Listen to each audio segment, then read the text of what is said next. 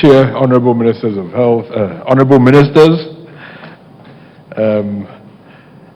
yesterday, during his speech to the nation, His Excellency President Muhammadu Buhari said, and I quote, "The public health response to COVID-19 is dependent on our ability to detect, test, and admit cases, as well as to trace all their contacts."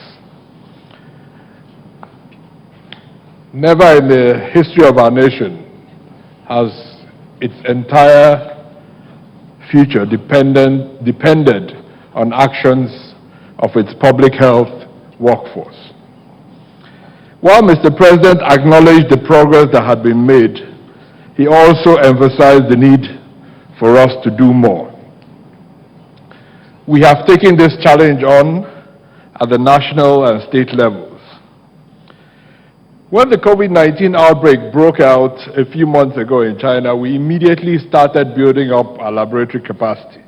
In under 4 months, we have now activated a total of 12 labs across the country to bring testing closer to the people and to make sure that we have at least one lab in every zone, and we'll keep pushing until we get one in every state. We have achieved this largely by leveraging an existing molecular laboratory capacity within our network and within some centers across the country.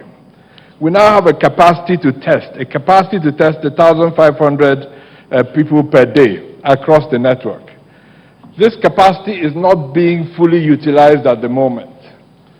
So the challenge right now is not the laboratory testing capacity, is how active our workforce is, our public health workforce is, in collecting samples, in identifying suspect cases, collecting the samples, sending them into the lab for testing. We have sufficient capacity to test 1,500 right now, and we're not close to exhausting that capacity every day. But from today, we have to push even harder. Our target, following Mr. President's speech, is to get to 2,000 samples a day in Lagos, 1,000 in Abuja, and 1,000 for the rest of the country. This is our target that we have agreed and we will push on. If we don't create more light into what we're doing, we won't really understand where we are. The challenge is no longer with the labs, at least not now. The challenge is in collecting samples from those we identify as suspect cases. Our suspect case definition, we had 3 categories. Symptoms, so fever plus respiratory symptoms in returning travelers. Now that is almost negligible. The only group of people returning now are coming in through the land borders. The next category is fever and respiratory symptoms in contacts of cases. And the third is fever and respiratory symptoms with unknown origin. It's really in these 2 last categories that we are going to focus aggressively in the next 2 weeks, so that we can at least offer our leadership some more information with which to take the decisions that they have to take. So our priority is to increase not only the access to labs, which we have done by increasing the number of labs, but increase the scale of testing in the cities where we have the most cases. So a lot of those efforts will be in Lagos and Abuja, where we have to increase the scale, because that's where most of our suspect cases are. Over the last few weeks, we have distributed sample collection kits across the country, what we call nasopharyngeal swabs and virus transport media, and we're developing innovative tools to track all of that.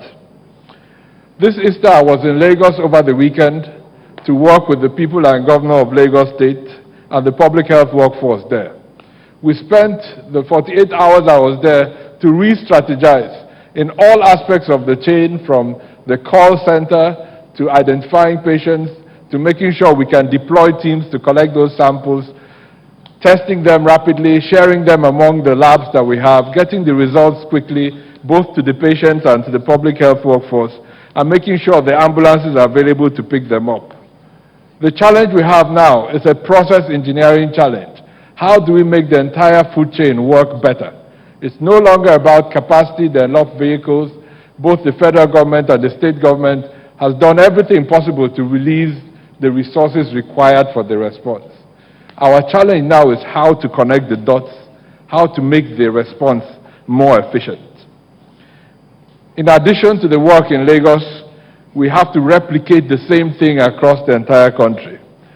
So I'll use my last words here to really appeal to the state governments, their commissioners of health, their public health departments, to really focus on these processes, how to get teams out into the field, identify patients that may be cases, collect samples, send those samples through the mechanisms that we've set up. Let us increase testing. It is only by increasing testing that we can provide light.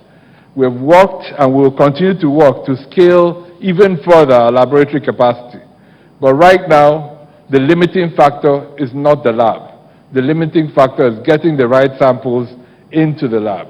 And that is our collective responsibility in the next 2 weeks as we build to make the 2 weeks provided to us by Mr. President last night worth it, and in order to then be in a better position to progress further out of this lockdown in the next 2 weeks. Thank you.